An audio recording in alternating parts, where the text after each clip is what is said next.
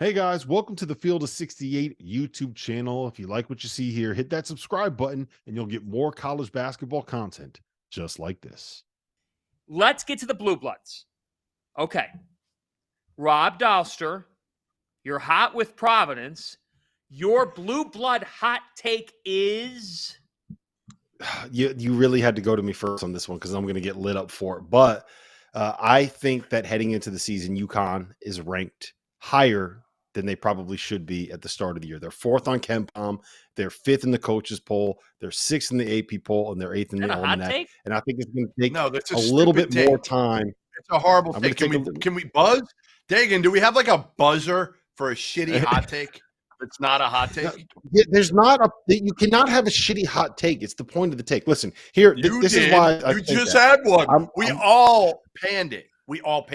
Three of us buzzed you out. Well, that's fine. Right, I mean, you could pan it. I don't think anyone here knows the UConn program better than I do. So let me just phrase it like this: I'm worried about higher than they should be. I mean, what is that?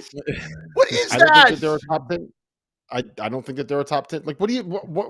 Yes, they are. They're fourth on KenPom. I want something good. I want some teeth to it. I want something real, Bobby D. Come on. Good.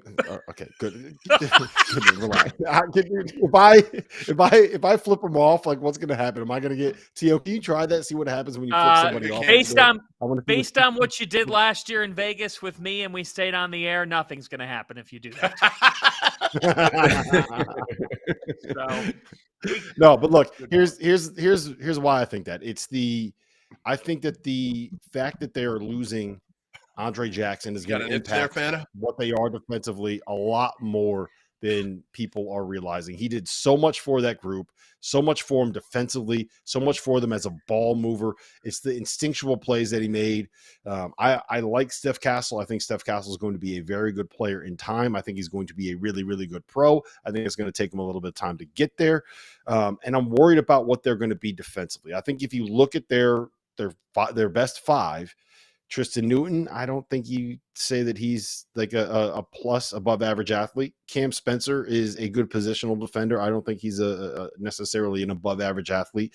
I don't know if Alex Caravan's an above average athlete. Donovan Clingan can take up a lot of space. I don't know if you would call him an above average athlete. So I'm a little bit worried about what happens if teams can kind of isolate them on the perimeter and beat them off the dribble. And then you got a 7'3" guy that you're kind of building your defense around that's got a foot problem heading into the season. Like, there's things that I think they got to figure out.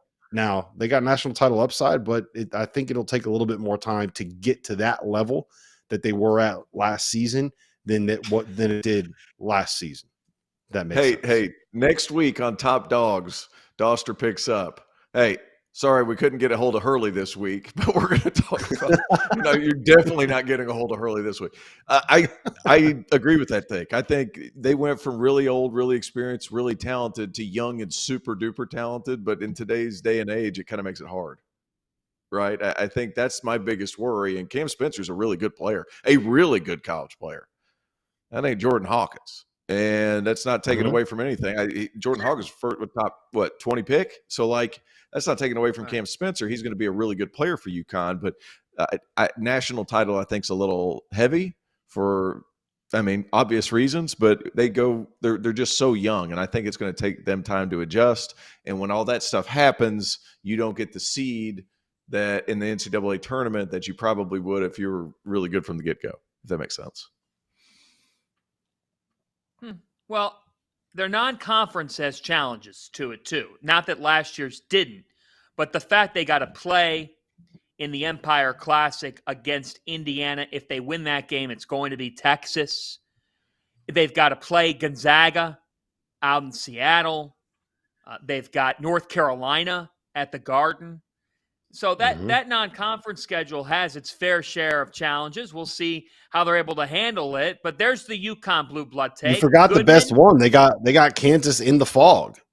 They got Kansas in the fog, and that's an uphill battle. I mean, that is an uphill battle. Great game. Credit to the Big 12 and Big East for assembling that game. But that non-conference schedule, to go from Kansas at the Fog to Carolina at the Garden, that is some wild non-conference scheduling that's taken place. And we'll see how a new-look team handles that. Part of it is you want to acknowledge them as the national championship team from a year ago, but you have to acknowledge what they lost. They lost 3 terrific players, 2 NBA draft picks, and all-time big in Sanogo. All right, let's switch things up. Goodman, your blue blood hot take is UCLA does not make the NCAA tournament. Wow. That's a hot take. Yeah. That's a hot take. I mean, right? I mean, listen, Jaime Jaquez is gone. Tiger Campbell's gone. Amari Bailey's gone. Jalen Clark's gone. David Singleton's gone. Right now, their point guard is Dylan Andrews? Right? Is that his name? Dylan Andrews. Yep. Dylan Andrews, the sophomore who barely played last year a little bit. Adem Bone is their best player. He's coming off injuries. He really didn't do anything all off season. And he's not exactly a guy who's been a powerhouse scorer. Tough as hell. Love him. Rebounder, defender, play hard, all that. They've got 3 freshmen that Mick Cronin loves. I don't know any of them. You guys know any of them? You seen them? You seen them? Have they played over here? No, they have not. Berke Bayachto, or whatever his name is. I can't pronounce it. Jan Vide, 6'5" point guard. I know. You actually kind of might have got that right. And Adai Mara. Adai Mara? Adai Mara, Jan Vide, and Berke Buchenschel. Do your fucking homework, man. Come on. I'm just calling Berke. Why do you got to drop profanities? Why do you got to get all, in honor of Bob Knight? This is a PG show. In honor of Bob Knight. You've got to make it an art show. Yeah, in honor of Bob Knight. Fine, Folks, this is the only time all year that the 4 of us work together on a show. Continue, Jeff. All right. Anyway, to get back to it, all I'll say is there's a lot of unproven commodities on this team. There's a lot of youth on this team. There's a lot of guys, and they may be super talented, but they're coming over here from other countries, and they've got to adapt to other things, not just basketball. It's going to take them a while. They've also, again, got a point guard who we have no idea how good he is in Dylan Andrews. The kid from Utah, the transfer, Lazar Stefanovic, can shoot it, but, can he be a dude? I don't – there's just so many questions with this team, and I'm not sure it's a Mick Cronin-type team also. So I'm saying UCLA, they're going to play in the new NIT. Dan Gavitt's going to be psyched because he's going to get the Bruins, a blue blood, in the NIT this year. Man, you're not welcome in Westwood. You're not welcome in Westwood. Hot take. Yeah, Hot take. All 30 fans that are showing at that game anyway. Thank you for watching the Field of 68. If you've enjoyed what you've seen here, hit that like button, share this link with your friends, or check out the description for some other places that you can consume Field of 68 content.